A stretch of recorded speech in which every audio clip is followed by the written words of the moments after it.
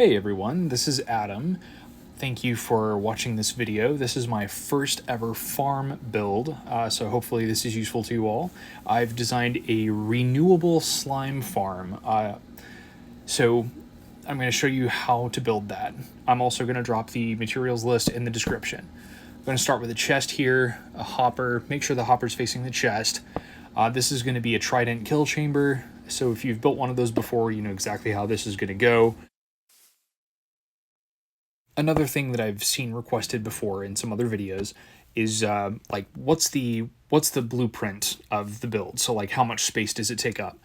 So I've measured it approximately. So you're gonna have it's gonna be about 17 blocks tall. So from here, if you want this to be underground, you can do that.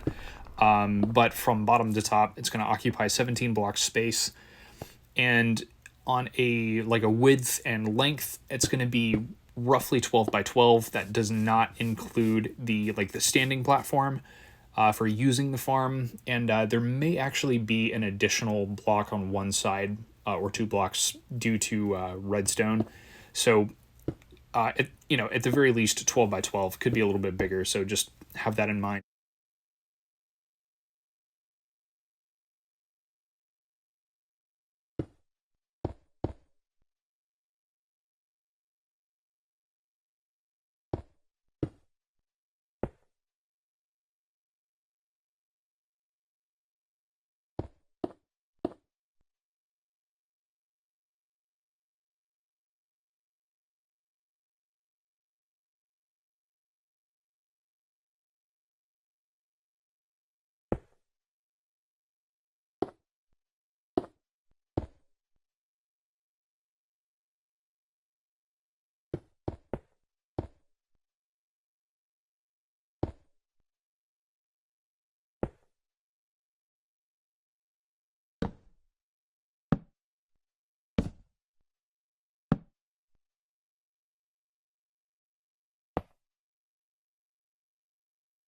Okay, so once you have placed the last observer right here, then we'll go to the front of the farm where the chest is, and it's really important that you have 2 blocks extending out from this piston right here. That's going to be a connection for redstone, and so we need to make sure that that is accessible and present. I did forget to throw the Trident in at first, so just make sure you get that done. Now, because of the way the slimes spawn in, you are going to have to make the wall around this chamber at least 2 blocks thick. It's possible that you may need to make it 3 blocks thick. So my materials list just accounts for a 2 block thick wall. But just heads up on that. If you have issues with slimes spawning outside of the kill chamber, which shouldn't happen, but just in the event that it does, an extra layer of blocks on the outside should prevent that. I tested that in my own world, and it worked just fine. So, just for a heads up.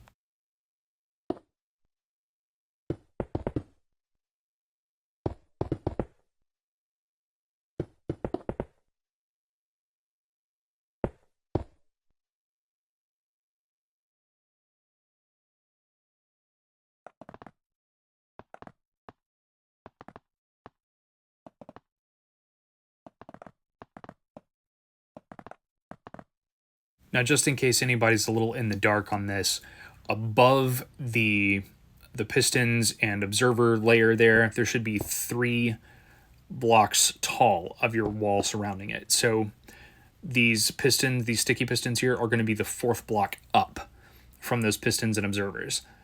And this is going to be like your base floor for the large part of the farm.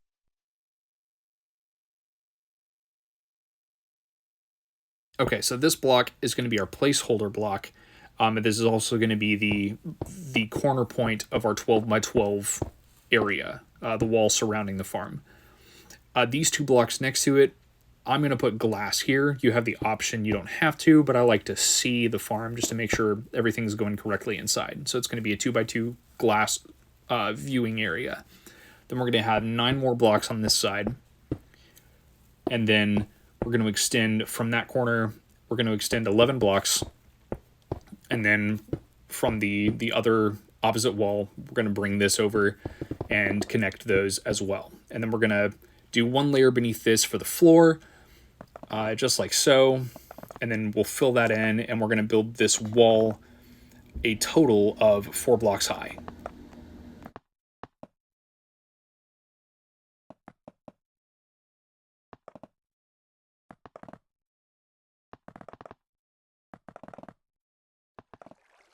Okay, so a moment ago I mentioned this corner block was a placeholder, so we're going to knock out these 2 blocks here in the corner.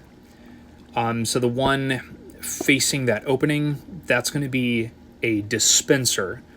So we'll come in here, and it's going to be a lot easier to do this before we get to this point in the farm, so I apologize I missed this earlier. A dispenser there on this side with the face facing outward, so we have to actually come up on the side next to it, and we're going to put an observer here.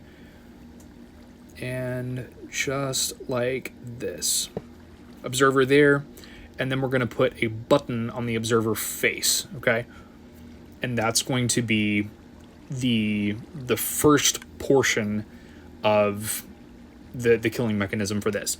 Then we're going to put a bucket of lava in the dispenser, and then when you press the button on the observer, it's going to dispense that lava bucket and then pull it right back in because of the 2 separate redstone signals, just like so. Just like that. Okay, cool. Then we're moving back onto the wall, building the wall up around the farm. And like I said, in this 12 by 12 area, it's going to be 4 blocks tall.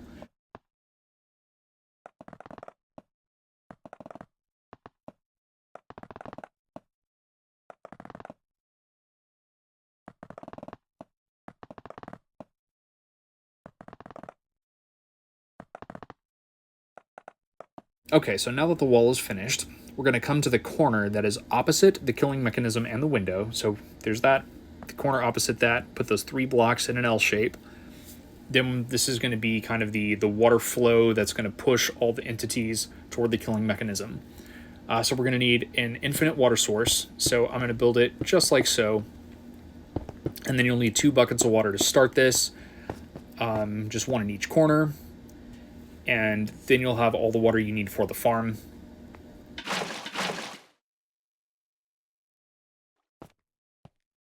And we'll place buckets of water against each of the blocks on the wall, just those bottom ones, in each of these spots.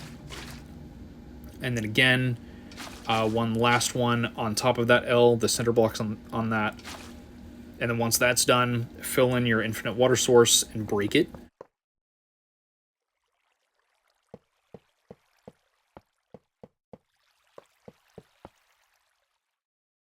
Okay, now in the corner above the killing mechanism, we're going to place 1 block there, and then we're going to have a dispenser on each side of that block facing downward. You're going to place one right here, make sure it's facing down, and then another one right here facing down.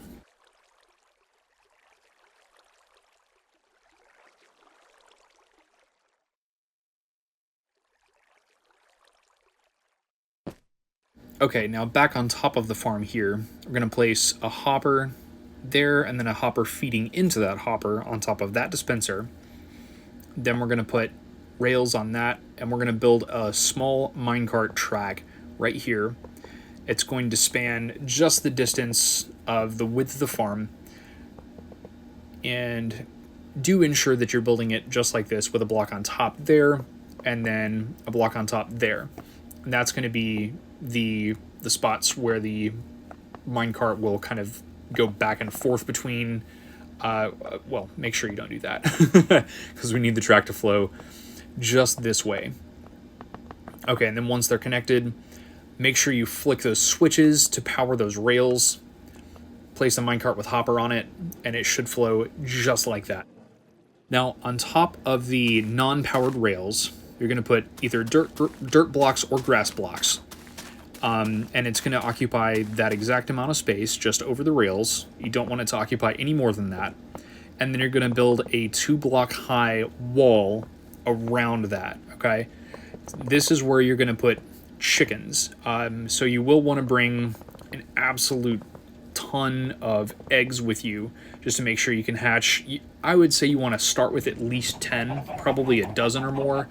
In my own farm, in my own survival world, I think I probably have close to 20, maybe 2 dozen.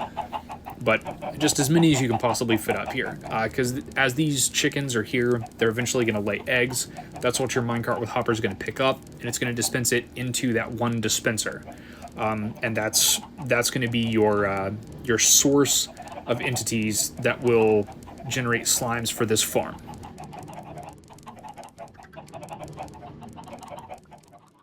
Okay, so now we're going to build the platform to work the farm from. Make sure you build it at the right height, not like I just did.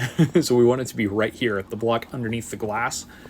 And you want it to occupy at least that width and about 3 or 4 blocks deep. So you can make it really as big as you want, but this is kind of the size that's comfortable for me. And we're going to have a path for redstone leading to this dispenser. And I'm going to put that here. I'm actually going to stair step it a little bit. So we're going to break that block and then do it one more just like that. Going to put a lever here, and it's important that it's a lever and not a button. And put another block there. We're going to connect redstone from the lever to the dispenser, just like so. And there we go. That's going to be your way of throwing the eggs into the farm to hatch them. Okay, now we're going to go to the opposite side of the window, put another block and lever here that will power the other dispenser, and that's going to be where you throw splash potions of oozing from onto your baby chickens. We're going to stair step this and get redstone from the lever up to this dispenser. You don't need to knock out that block, but you can if you want to. We're going to put the redstone just like so. And at this stage, I recommend going ahead and putting in some splash potions of oozing into that dispenser.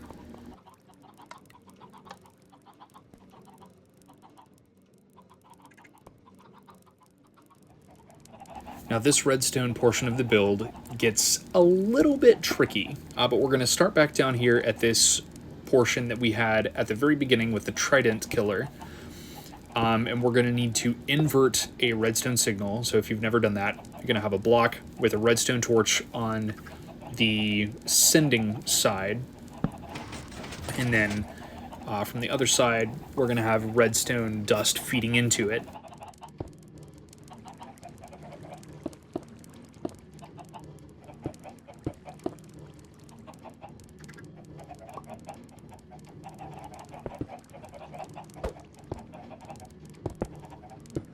Okay, and then once we've finished stair-stepping these blocks up to here, we'll put a block with a lever on it, and then we'll put redstone dust leading down to the signal inverter, and then we'll move on to the second part of the redstone for this farm.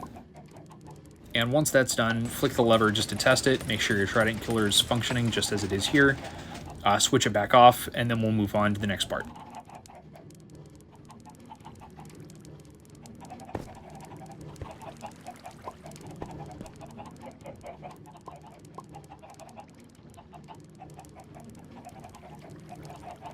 Okay, this next part of the farm is going to power the sticky pistons that were in the floor of the farm above. So we're going to connect the path from here, just like so. And then we're going to knock out a couple of these blocks underneath the sticky pistons right here. And we're going to need to place redstone signal inverters next to each sticky piston. We're going to need to do it just like this, because you can't have them both facing the same direction, unfortunately. I discovered that the hard way. Going to have to power one here. Go ahead and connect it to the redstone dust up here.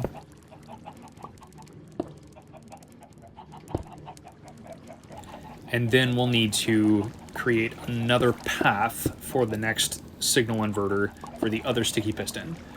And because of how far we're sending the redstone signal, we are going to have to put a repeater in. But I'll show you where that needs to get placed so that it can power everything as it needs to. So that next signal inverter is going to be right there next to that piston. We're going to go ahead and send the signal over to here, to this point, and the repeater is going to go right there on that block. Okay, and that should take care of that. Now, just to ensure that you've done it correctly, you can hit that switch and make sure that both are powered. You want to make sure both those redstone torches are off, which they are, and then we can turn that back off, and we're going to extend that next redstone path around to one of the other pistons on the other side.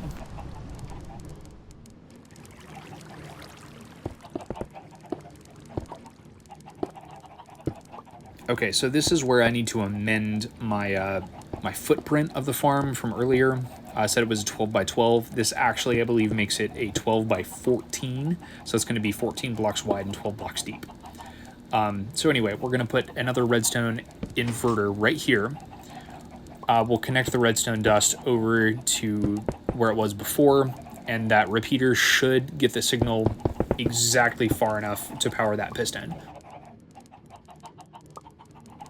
Okay, now over here, we're going to have another redstone signal inverter, just like we did on the other side. But for simplicity's sake, we're going to connect this back over to the original redstone circuit, so that way you're not having to use another repeater. So we're going to put the redstone dust from there back over here to connect it, and voila, there's the redstone circuit for this farm. And that should be exactly what you want. And when you flick that switch, it should open up that platform and activate the Trident killer below, which is exactly what you want.